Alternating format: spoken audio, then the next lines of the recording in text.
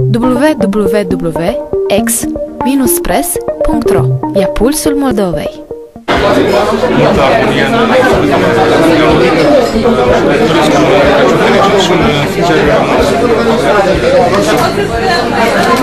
nașterea Domnului nostru Iisus Hristos, lăsat de Dumnezeu și acasă cetățenilor pașcani, cu sănătate, bucurii, împliniri și un an mai bun cel care va veni. De iarnă, doresc multă sănătate, bucurie, mai fericit, Crăciunul fericit în suflet și alături de ceilalți.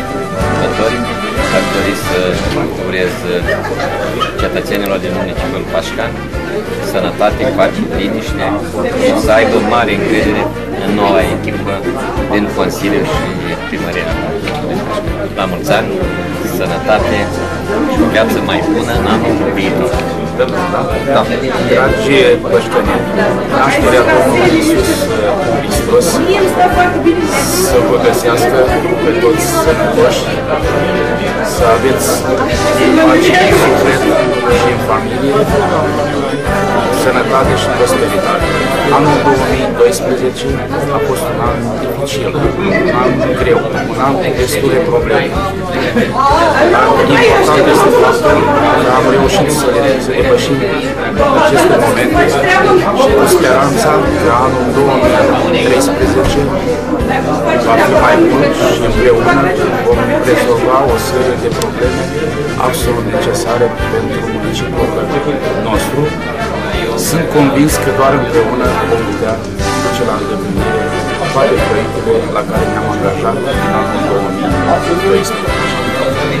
În aceste momente magice, gândul meu și nu numai al meu, și a celor din Primăria Municipiului Pașcan și a Consiliului Local se îndreaptă spre acele familii defavorizate care în aceste momente nu au posibilitatea să aibă pe masă ceva pentru ei și copiii lor.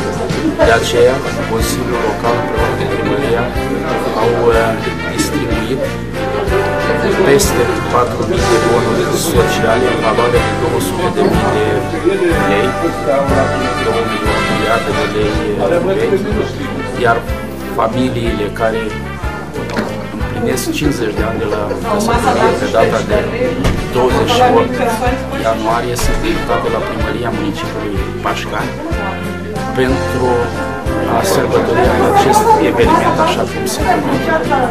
Tuturor le doresc sănătate, bunăstare, pace în suflet și în familie și să se bucure alături de cei dragi de darurile aduse de Moș Crăciun. Vă urez la mulți ani! www.ex-press.ro. Ia pulsul Moldovei.